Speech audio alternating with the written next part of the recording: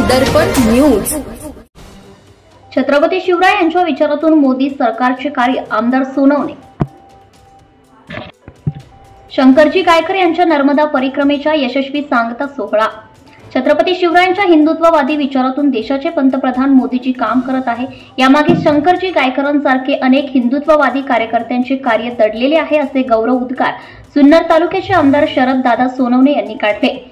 ब्राह्मणवाडा येथे विश्व हिंदू परिषदेचे केंद्रीय सहमंत्री व राष्ट्रीय प्रवक्ते शंकर भाऊराव गायकर यांनी द्वितीय नर्मदा माता पायी परिक्रमा यशस्वीरित्या पूर्ण केली। या पवित्र कार्याच्या सांगतेनिमित्त भव्य आणि भक्तिमय सोहळ्याचे आयोजन करण्यात आले होते।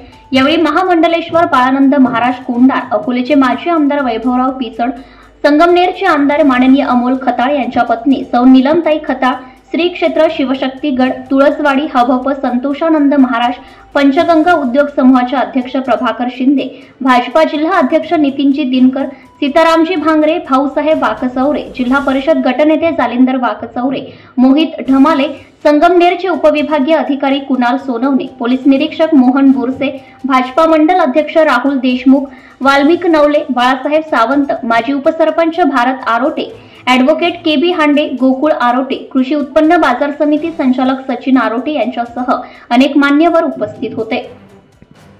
आमदार सोनवणे बोलताना म्हणाले की छत्रपती शिवरायांनी तोरणा किल्ला घेतला, त्यावेळेस मोगल सत्ता त्यांना हसत होत्या, परंतु स्वराज्य घडवलं आणि औरंगजेबाला याच मातीत गाडलं। तसंच कार्य अटलजी आडवाणी यांनी रथयात्रा काढली, त्यावेळेस 70% देश यांना हसत होता, मात्र त्यावेळी दिलेले आश्वासन मोदीजींनी पूर्ण केले।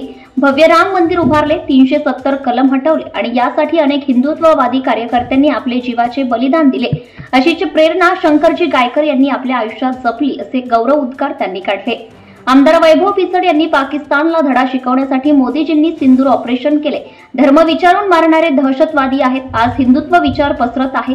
यामागे शंकरजी गायकरांसारखे अनेक व्यक्तिमत्वांचा त्याग आहे।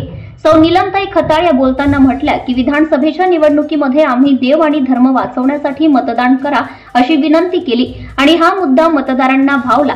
एक आदर्श शक्ती जीवनात पाठीमागे असते अशी नेहमी वाटत होता, ती आदर्श शक्ती आज समोर आली।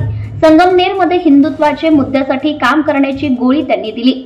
जिल्हा परिषद गटनेते जालिंदर यांनी बोलताना म्हटले की आज भारत देशात जे हिंदुत्वाचे वातावरण तयार झाले आहे त्यामागे विश्व हिंदू परिषदेचा मोलाचा वाटा असून यामध्ये राष्ट्रीय महामंत्री म्हणून शंकरजी गायकर यांचं कार्य अनमोल आहे।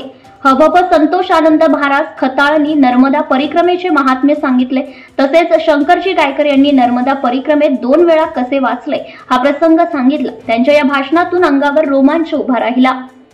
स्वागत पांडुरंग गायकर यांनी केलं, सूत्रसंचालन प्रदीप भाटे यांनी, तर आभार बाळासाहेब गायकर यांनी मानले।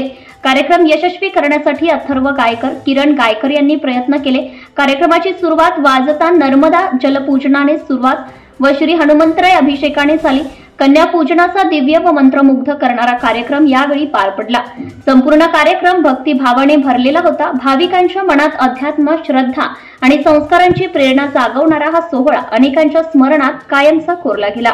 भ्रष्टाचार संबंधी काही माहिती असल्यास, अगर लाच मागणाऱ्या लोकसेवकाबद्दल तक्रार असल्यास लाचलुचपत प्रतिबंधक विभागाशी संपर्क साधावा। श्री सरदार नाळे, लाचलुचपत प्रतिबंधक विभाग, कोल्हापूर। पोलीस उप अधीक्षक, संपर्क क्रमांक 96 73 50 65 55। कार्यालयाचा पत्ता पोलीस उप अधीक्षक, अँटी करप्शन ब्युरो, कोल्हापूर, 96 73 50 65 55 78 75 33 33 33। कार्यालयीन दूरध्वनी क्रमांक 0231 25 40 98 9। व्हॉट्सअप क्रमांक 78 75 33 33 33। निशुल्क फोन क्रमांक 1064। Email dysp@kolhapur@gmail.com।